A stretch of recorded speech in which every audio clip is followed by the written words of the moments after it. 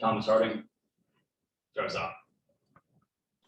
Hey, buddy, first, if you could kind of go over the decision to bring up Matt Adams, and I'm assuming really a lefty bat off the bench, and also to send down Hilliard. Yeah. I think we're looking for some offense, Thomas, and I think Matt hopefully will provide that. When we signed him, we were looking for another veteran presence to potentially get on our roster. Again, you look at the service time of our group: Charlie, Trevor, Crone. Those fellows have the service time of a major league hitter. The other guys are trying to get to that status, trying to get to that level. He'll bring an element of danger off the bench each and every night against a bullpen. He'll bring left-handed power when he starts a game. He'll be able to pick up Crone at first at times. And, there's the, possibility of him getting a start or two in left field. I mean, we'll see what that looks like. I know there's a little bit of left field in his past with the Cardinals, with the Braves, with the Nationals. We'll have a look at that, just to get to the point where we feel as though we have another bat in our lineup. As you guys know, and you guys have written about, our offense is a little bit down right now through the first, 4 weeks of the season. So we're trying to add to that. Yes, and just as far as Hilliard is concerned, what are the things that you saw out of the swing that you feel can be corrected down in? Well, I think repetition is going to help. We've, as each and every day, the coaches with our players, there's coaching, there's instruction. And I think, where we got with Sam was the hitting coaches and I felt as though, this needed, more time in the minor leagues to make the adjustments, the mechanical adjustments that he has to make. And it's really tough to, have to try to go through those mechanical changes in the big leagues against big league pitching, against Bauer, against DeGrom, against Stroman, against Nola. It's hard. So there's some things that, the hitting coaches and Sam have been working on behind the scenes that will continue. These are mechanical adjustments that will be followed up upon in the minor leagues with Pedro Lopez, who's the hitting coach at the alternate site. And when the season starts, next Thursday in Albuquerque, he'll be able to, take those into a regular season AAA game and hopefully find some consistency with his swing and more than anything, more contact. Sam needs to, connect with the ball at a higher rate than what he's done so far this season. Okay, a couple of other things I wanted to ask about. Last night, when the bases were loaded and really not a danger of people running, would you advocate for a pitcher like Marquez to go from the windup just to make sure that he can that things are a little bit more normal and maybe he can get the ball over the plate? Would that have been a pertinent adjustment to make? I think it's a valid point to bring to a pitcher. I always preferred that. I mean, just personally, I like pitching out of the windup as opposed to the stretch. We've brought that. I bring that to every pitcher's attention that I've ever been around as a teammate, as a pitching coach, as an executive, as a manager. But what I've found is the comfort level of the pitcher, Thomas, with that guy on third. There is a hesitancy because they feel as though there might be a balk in there with a fake break by the runner or the runner getting so far down the line because you're out of the windup. It can become distracting to the pitcher. So I think you'll find that the majority of pitchers, and I'm going to say well over 80%, even maybe closer to 90%, will throw out of the stretch because they feel more comfortable because of the runner at third base. Now, to your point, it makes sense. If the bases were loaded and there were some walks because you're out of the stretch, it does make sense to go back out of the windup because you've proven out of the stretch. There's some variability in the, in the ball strike ratio. So it's something that I'll bring to Marquez again. And, but I think the reason why you don't see it is because of comfort and has it having to do with the runner being a distraction and potentially causing a balk. And the other thing I wanted to ask about Marquez is that he said the adjustments should be small. The one thing I was going to ask about, though, is would it help him on the arm side, maybe even to move on the rubber somewhere? Or is that really too much to ask during the season? Not really. No, that happens more than you think. The thing about Herman so far this year is the walk rate's higher than what it's been in the past, right? You look at his control grades, they're solid average, maybe even a little bit above average if you just go by walks per innings pitched. The command part is something that I, have a critical eye on. And I think that, that's something that we talked to Herman a lot about is his command. His control grades have been fine. The other day it got away from him, right? The 3 walks in the 1 inning. And now this year the walks, per innings pitched are not where he has been historically. But to your point about moving on the rubber, that happens often with a lot of pitchers. I'm not sure that needs to happen with Herman right now. Okay. Hey, one last subject for me. You guys are still waiting to announce a interim general manager. Does that have to happen soon as far as the guys on the field and the guys in the clubhouse? I mean, it just feels like from the outside, there's another shoe that we don't know when it's going to drop.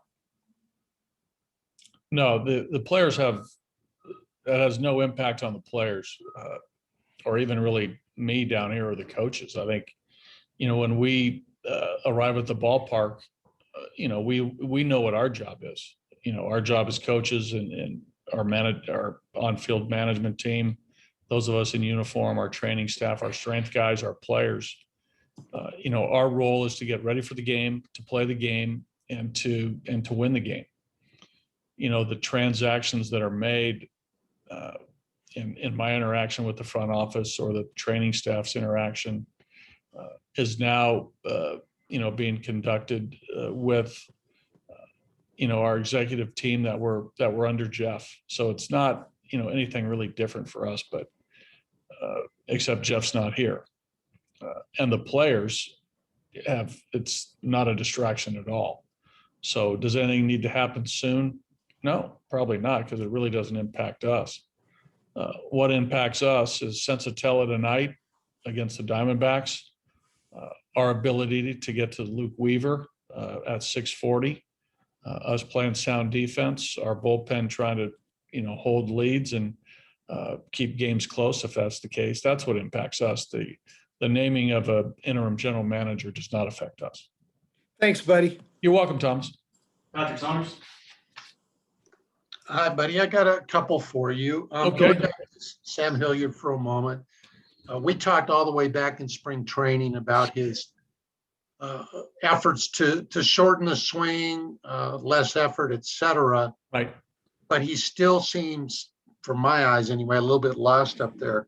So beyond the mechanical part of it, do you think this is going to be good to get him out of the white hot spotlight, so to speak, and maybe boost his confidence when he gets down to AAA and kind of get a fresh start? For sure. Yeah, I think that, there are some adjustments that have to be made mechanically with his swing. But also, when you, get into a situation like Sam was in, it can get, overwhelmingly mental. And, you start doubting yourself, your confidence lacks, and you just, you get in a really tough spot. And you're facing, in Sam's case, the last week to 10 days, you're at bats off the bench, you're, coming in the 6th, 7th, 8th inning, 9th inning against big league relief pitchers with big arms, and you got one shot. That's, for a guy with, a couple hundred bats of big league experience, it's not an easy task. So yes, him going back and to the minor leagues and exhaling, this will be a good thing for Sam. You mentioned Antonio taking the ball tonight. We've seen him this season so good, and then we've seen him a little erratic. In simple terms, what is it that he needs to do more consistently? Well, you're right. And I think, you can say that about a number of our guys on our pitching staff. They've been lights out, and then there's been a bad one. With Antonio, it starts with, for me, again, I think he's a guy that relies on fastball command. That's imperative for him, because he's going to, on balance, throw more fastballs than, maybe anybody on our pitching staff. So the fastball command's got to be there. And that's to, all quadrants of the strike zone and all, heights of, the strike zone, top of the zone fastballs, good low bullets at the knees. And with that, I think the secondary pitches, and we've talked about this, right, are much improved. The slider, the curveball, the change, those have to come into play too. And those got to be down the strike zone as well. I think there's the hanging breaking ball, there's the, hanging changeup that, all pitchers will throw. And I've said this for years to all pitchers, you got to keep your breaking stuff down. High breaking balls do not cut it. So, whatever off-speed pitch that Sensa's throwing has to be down the strike zone, because very rarely do you intend to throw high sliders, high curveballs, high changeups. Those got to be down. Do they got to be painted? No, they just got to be down. But the fastball, has to be located at the top and at the bottom. Okay, and one more for me. The pitcher you guys are facing tomorrow, I believe, Madison Bumgarner, he's not quite the mad bum he was with the Giants, but he's coming off that 7-inning no-hitter. Have you peeked ahead at all at him to see where he is at this part of his career, or is that something you do tomorrow? Well, we'll do more tomorrow, but I saw parts of that game, live. I saw, video of it. He pitched against us, in Denver. We faced us last year in the 60-game season. So, and we faced him in San Francisco when he was a Giant. So there's not a lot different about Bumgarner. Maybe his fastball velocity's down. Maybe the velocity of his hard sliders down, but the delivery is still the same. The deception, the big body, that crossfire delivery. Those are all things that make him who he is. So really no secrets about Mad Bum. He's been in the league too long, and we've had, many times that we've faced this fella. But we'll start working on him tomorrow. When we get to the ballpark, or tonight after the game, we'll talk about a lineup, and we'll let the guys know who's playing, who's not. But he's still as competitive a pitcher that I've ever been around from the opposite dugout. He's a tough one, right? I mean, I've just seen it too often over the years, and probably the biggest display was in the World Series game in Kansas City. Great, thank you, buddy. Hey, Groke. Yeah, buddy. Two on-topic questions here, and then I have a quickie, just kind of off-path one for you too. But so to follow up on Thomas, so between the Godot DFA and then the sort of Adams Hilliard swap, so who actually made that decision? Well, it was a collective effort of the guys in our front office and our major league staff. Okay. And then currently, is there a final word at all, or is it really all just totally collaborative? It's all collaborative. Yeah, it's all inclusive. And it was sort of that way too with Jeff. I mean, John Wiles involved, Zach Wilson, Zach Rosenthal, the major league staff, and Zach's guys down in, at the alternate site, talking every day about players. Who's the right guy. These conversations happen every day about our players. So, it's collaborative. Okay. And then separately, just, in the pool of pinch hitting first baseman, that two of them, Greg Bird and Connor Joe, that we saw quite a bit in spring training. Where are they at? And then also kind of why not them at this moment? Well, I think Matt performance-wise was outperforming those guys. That's the word that we got. I mean, this goes again to the evaluation process and the communication each and every day about who's playing well, who's not, who's swinging great. Those things all come into play. So I think it was basically, based strictly on performance, and Matt was swinging the bat really well. I know he'd homered 4 or 5 times in the alt-side games, hitting well over 300. His at-bats were great. The bat speed, all those things that you critique. I think he was the best guy. Okay, awesome. And then Yes. I was hoping you could educate me on something just real quick. Okay, I like these ones. I like these ones because they help. Yeah, no, I really don't know how this works. I've been curious for a while. Just kind of in reference to the comebacker that Yancey sort of knocked away last night, what does the coaching book say about, it must be like a really difficult play to decide what to do in that split second. Yeah. Is there are pitchers taught to do something or to let it go or not? Well, yeah, after the fact, you say, let it go, for sure. But, Yeah. that is so instinctual to, try to knock a ball down.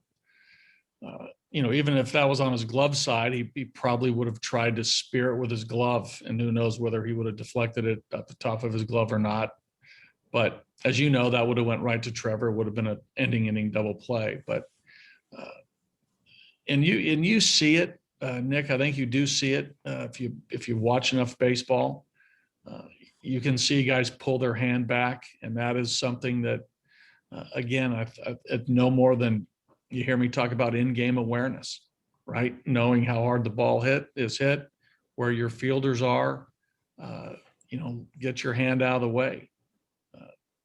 Yancey reacted to stop the ball. He had the double play, he had the bases loaded, he got a grounder, and he just instinctively tried to either catch it barehanded or slow it down, which is really never a good thing if you don't catch it, because it's going to get deflected and it's probably going to go elsewhere to where it intended to go, where a player might be. But you can practice it somewhat, right? But when you practice it, what's coming, and just pull your hand back. But in a game, it's hard for players to do that. It really is.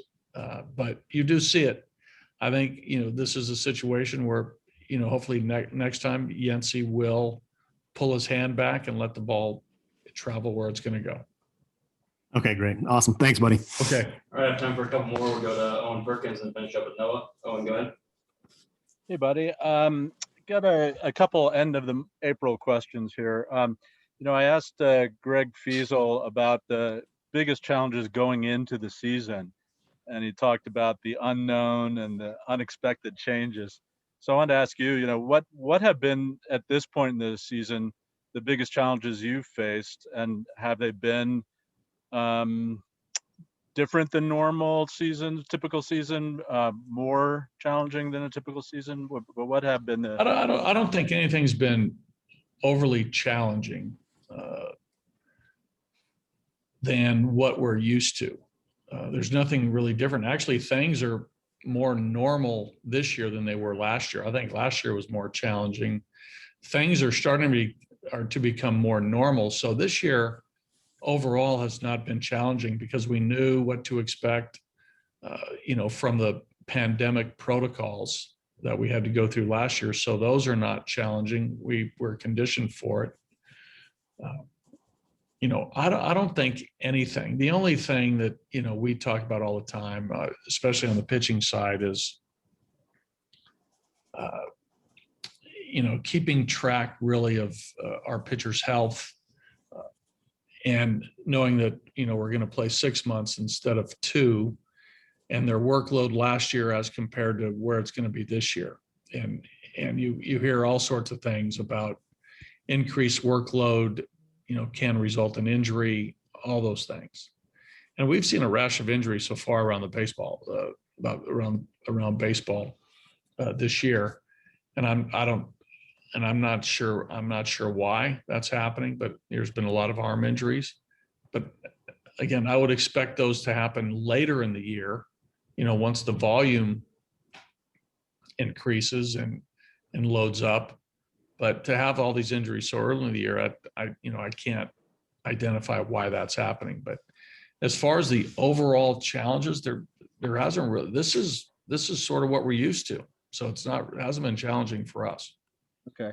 And then what about, I don't know if this is a flip of that question or not, but just in terms of the highlights that you've seen so far, and maybe unexpected highlights, but, have there been some things that have unexpectedly jumped out at you about your club in this first month? Unexpectedly, no. Okay. I have a lot of confidence in our players. I expect them to do what they're capable of doing. So, maybe the unexpected is, maybe some guys off to, slower starts, but, that happens. I didn't expect, some of the things statistically I'm seeing from some of our players. But conversely, I think we have some guys off to nice starts, right? McMahon, Crone has picked it up. I think Chi-Chi's thrown the ball well. I wouldn't go guy by guy, but there hasn't really been anything that has stood out to me one way or the other. I think our bullpen hasn't been as sharp as I thought it would be. That's been unexpected. I thought our bullpen would be better statistically and performance-wise through these first 4 weeks than what we're showing. And lastly, just anything around baseball in general that has jumped out at you this month? Let me think a minute here. Not really. Not really. I have to look a little. I'd have to do a little bit of homework on that, but nothing has really jumped out at me so far. All right. Well, thank you. Okay. I would go to Noah and then Tracy to finish up. Noah, go ahead. So yesterday we were talking about Yency Almonte and how he's had a little bit of bad luck with the hard hit and exit velocity, but Right. particularly with yesterday, as we all know, the control was not there. Right. And so far on the year, he's at over 7 walks per 9 innings. Has there Right. been anything mechanically or delivery-wise that you've noticed with him that may be off? Yeah, a little bit. I think he's, a little bit, what we'll call his stride direction, I think is just a touch too far across his body. That means his left leg, when he picks that leg up, his stride direction is, maybe a little bit too much towards the third base dugout and maybe not as much in line with with home plate. And we're also thinking a little bit on his backside, meaning his right leg when he's over the rubber, that right leg might be collapsing a little bit more, causing him to, really get under some fastballs. And when he does release the ball, maybe go a little bit too much side to side. So there's a couple of things that we've picked up that we think can help him. But I agree, the walks are, not Yency's way to pitch. I think historically in the big leagues, it's been a control grade of average, right around there, 1 walk per 3 innings. And you're right, 8 2/3 innings this year, 7 walks. That's not Yency Almonte. With facing Luke Weaver today, obviously you saw him earlier this year and then twice last year as well. But overall, the team is hitting well against them, hitting close to 300 and nearly a 7 ERA. So what do you think pitching-wise with him that you guys have taken advantage of? Well, I think mistakes, the big thing, and I said it earlier, that, when we get pitches to hit, we got to hit them. And I think against him, we've done that. Now, tonight, we're going to get pitches to hit. We got to do that again. We can't foul him off. We can't hit him weakly, but he'll give us, or he has in the past, he's given us, pitches in the middle part of the plate, down, out, over the plate, up, out, over the plate to hit, and we've hit him. This year he's throwing the ball pretty well. The walk rate's good. I think there's a strikeout per inning.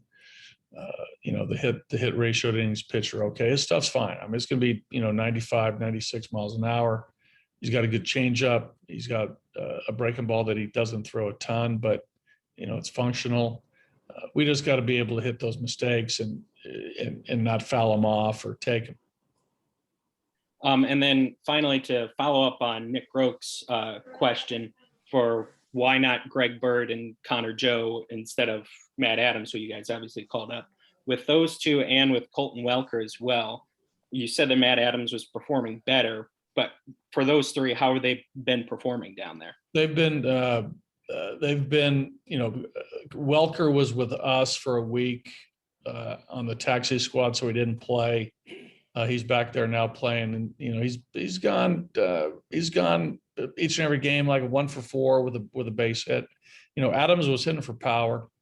Connor Joe missed about a week to 10 days before he got back into action. He had a situation where he had to go home. His grandmother passed away. He was very close with her, so there was a period of time where he didn't even play. And Bird continues to get back in really good baseball shape. His at bats have improved since spring training. What he's showing in the alternate camp is what he showed in spring training was a selective eye, pretty good professional at bat where he's swinging at strikes, taking balls.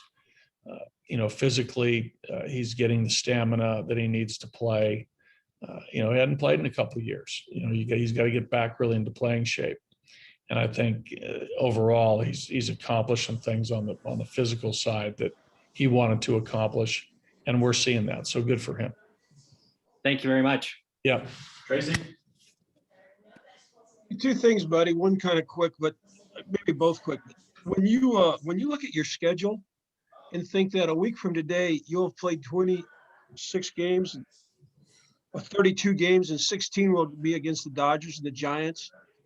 Does that seem like a pretty big chunk against two teams in your division? With the unbalanced schedule, Tracy, you're facing these teams 19 times, and we're facing teams in our division close to 95 times, right? I believe, or 90 games, or whatever the numbers are.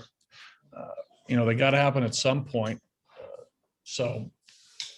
It does seem as though we've played the Giants a lot, especially when we finish with them next Wednesday, and the Dodgers, we've played seven times, but that's part of the unbalanced the unbalanced schedule. My other question would be on Welker. I mean, would you consider Welker for a bench job with his age and lack of experience? I don't know whether a true bench role would be the right thing for him at this point in his career. I think he needs to get to AAA. He hasn't been there, so he's got to get there and play. Last year he was ticketed to go there and the pandemic hit, and that didn't happen. He came up to Denver and played, with our satellite team. So, it's probably best that he gets to AAA and gets against that pitching and gets in that environment and starts and gets regular at bats and plays. So, if he comes to us at any point, you'll probably see him playing. You'll probably see him playing. Might not see him play every day. I mean, we'll see how we are in the season, what other guys are doing, but he's built, I think, right now to be an everyday player. So he should play every day, wherever that might be. Thank you, sir. Yep. Okay, guys. Thanks. Thank you, buddy.